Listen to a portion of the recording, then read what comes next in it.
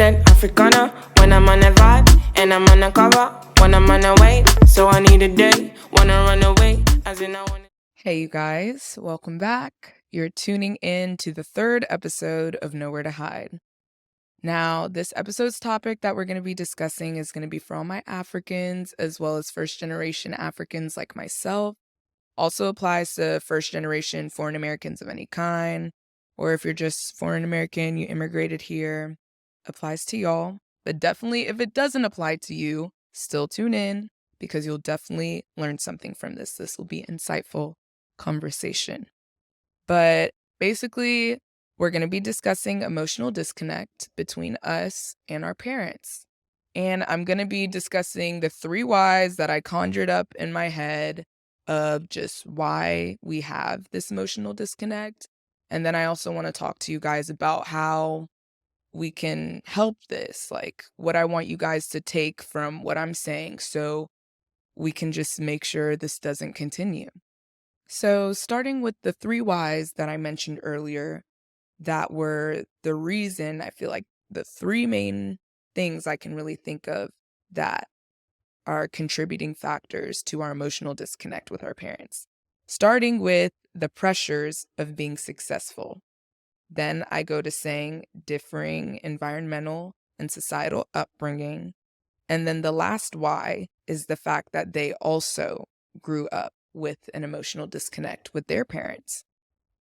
So, starting with that success, all I can say is I feel like I can't even limit it to just it being like a foreign thing with our parents. I feel like universally with parents, we get that pressure, that they don't want us to make their same mistakes, which is understandable, yes. But, you know, specifically speaking from being an African, first generation, we get that, pressure of success because our parents. And I remember at such a young age, my parents just telling me the way they grew up and how it is not like what they're giving us now. We need to appreciate it and we need to work hard so we can give the same thing to our kids tenfold when we're an adult.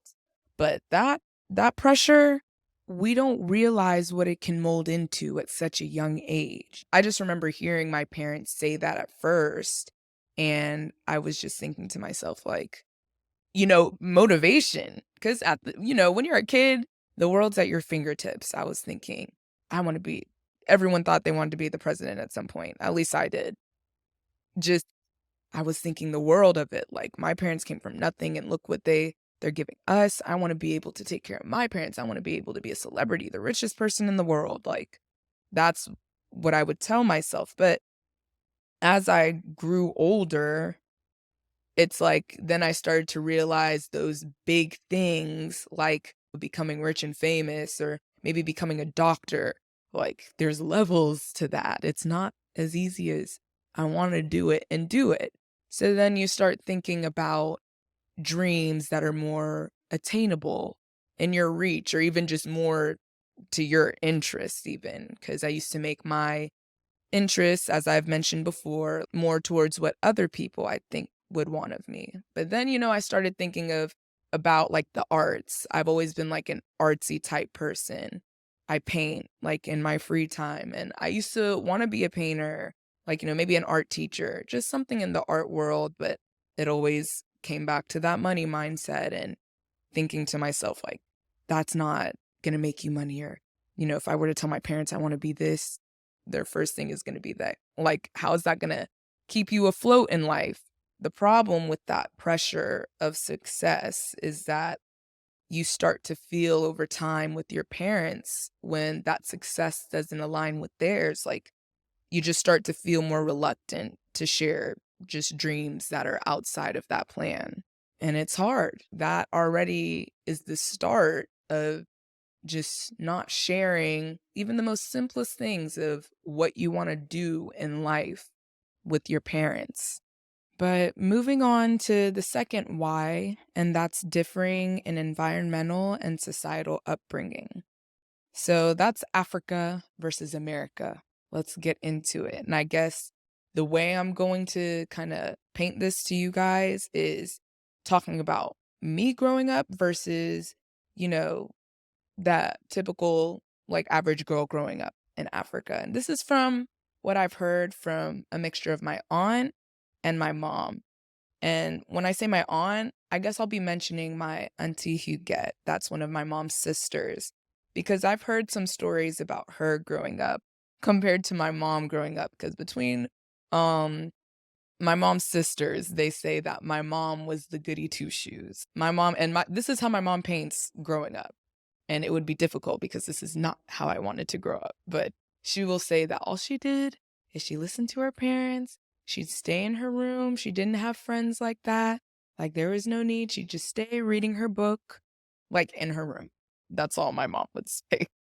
And I love that and I say love sarcastically because she would use that growing up, being like, when I was your age, I didn't do that. Or, I'd say I want to go to this party or, oh, I want to go to this like little after school thing. Oh, when I was your age.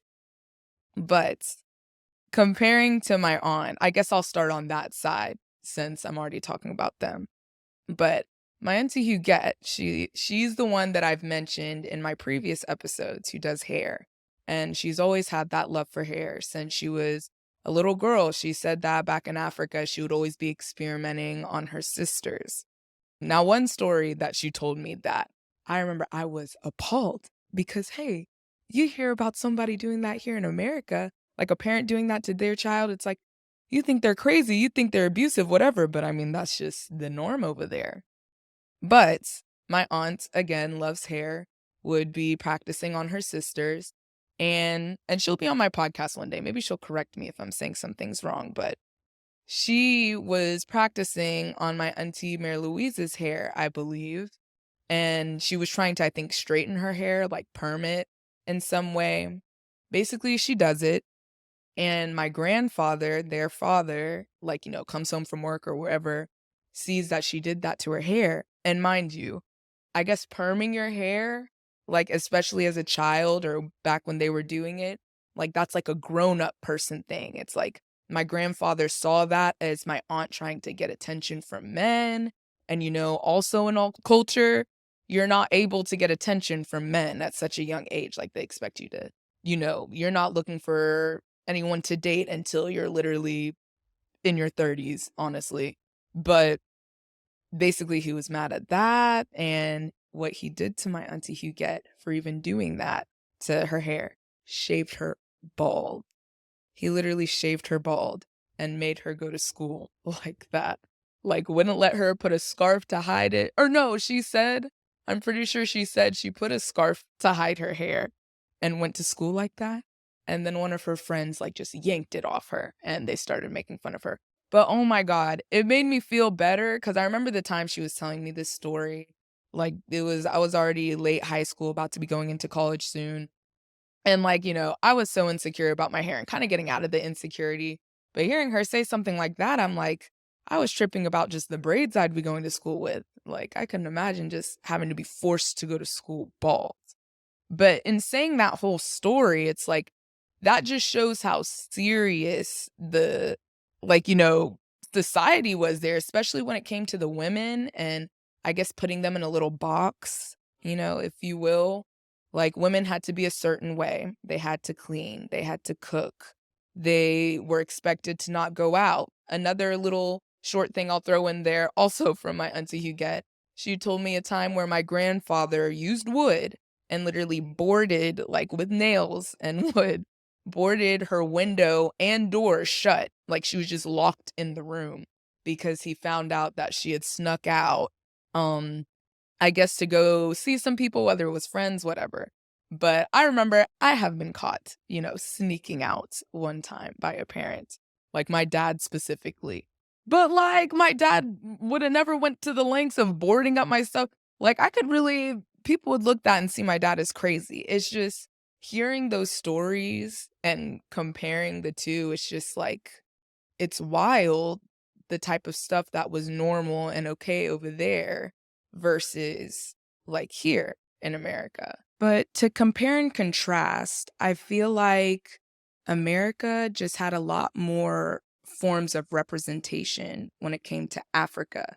and their forms of representation for what a male and female can be in their country. Because again, going back to Africa and like my parents' upbringing, our aunts and uncles, they grew up in a country where their structure was already molded, what a man was just supposed to be for their household, the leader, the provider. The woman's supposed to be there, cook, clean, birth, take care of the children. Like, I feel like it's so simple over there. It's black and white. But, here in America, and again, going back to, they grew up too with only knowing that structure. That's the only structure they see from their peers, from family members, so forth. But for me, they still instilled it with me in some way growing up. My mom and dad, aunts and uncles, all of them, they'll be telling me, like, as a woman, you need to make sure you know how to cook and clean just so your future husband, like, won't leave you or, will know that you know these things, whatever. Like, they still try to instill those black and white values of, the woman's supposed to be this, play this role, and the man's supposed to play this role. But it's like I'd hear that at home, but I could still also, go to school and see other people's households and how they also didn't follow that sort of rule. Whereas them growing up, no matter what household you go to, they all follow the same structure. I'll go online or I'll see on TV that there are different families where they go about things different ways, where the dad is staying home and cleaning and the mom is cooking. Like, I feel like it's those representations that I was able to grow up around as a child in America, see the things I saw in my school environment from my peers or from my peers' parents. I feel like those things, that is what causes the disconnect. I feel like growing up in a society and an environment where they have a certain way of going about things, a certain way where they view their genders, and just overall a certain way of living. Once you have a child and you don't bring them up around the same exact environment, there's just bound to be that disconnect of you not relating to the child and what they may be going through around your age because you didn't have those things or you didn't grow up in that specific environment where those things are present and you just don't have any way to deal with it. But I feel like as Africans, we go about that by not addressing it. Like, there's something that may be uncomfortable to talk about, and it may just be simply because, the parent has never really had to talk about that before. But instead of, crossing that uncomfortable boundary, I feel like as Africans, we just choose to ignore it all. And I feel like with that whole choosing to ignore it all, that just brings me to the third why that I came up with. And it's the fact that our parents too had that emotional disconnect from their parents. Not exactly in the same way that we do with them, where it's just like they feel like they don't understand, but just the emotional disconnect of not being able to just talk about things, anything in regards to their emotions, in regards to just what they want to do in life. Honestly, like I just said, not in the exact same way, but let me just say same but different. Because I feel like what our parents put onto us, sadly, is what they were going through during our time as well with our parents, where they probably had things too that they were passionate about, but didn't really align with the societal structure, with their parents' personal feelings. And they ended up just following along and, they don't want that for us. And maybe their way of telling us or showing us that they don't want that for us is just by being hard on us in some ways. Doesn't make it right, but, that's unfortunately the reality. But I want to bring up a conversation I had with my dad actually yesterday. We've been talking more just about my podcast, and obviously my podcast involves feelings and emotions and whatever. So I've been trying to drag that out of him. And, one of the things I asked him was just about his relationship with his father. I never met my dad's dad. Just he passed away before I got the chance to meet him. But I know just growing up, my dad would just mention how strict his father was and just, how strong he was too, like mentally and everything. But yeah, that was the gist of what my dad would tell me about his father. But, in these last few months, I've been getting a lot off my chest, and my dad and I have had some heart to hearts. And in one of those heart to hearts, he basically told me how his dad would never let him show emotion as a kid growing up because, one of the things I was getting on him about is how he makes me feel like I can't express myself in certain ways. And in telling him that, he was able to open up to me and for the first time told me that. Even though I could have inferred, but at the same time, that was the first time my dad was openly telling me that he was not able to emotionally express himself with his father. And that may be the reasoning he is not able to give me the emotions that I may want from him at times. And that was a really good understanding that we had on that. But going back to yesterday with the conversation that I had with my dad, he was just mentioning how, because I wanted to know more about his relationship with his dad. All I knew is that he was strict, whatever. But, my dad told me from an emotional standpoint between him and his father, like, he never, ever in his life, like, saw his dad cry till the day that he passed. He had never seen his dad cry, even in times of, like, a lot of struggle, he would mention when things were tough, they had really scary situations. His dad would always remain strong, never shed a tear about anything and just keep going. And I feel like I get that vibe from my parents and just their work ethic and diligence. Like, no matter how tough things will get, they still have that, like, just tough it out, like, push through type mindset. But just hearing that specifically from my dad and, my dad already not being able to talk emotions, like, it was a really light conversation, even though this is such a serious note.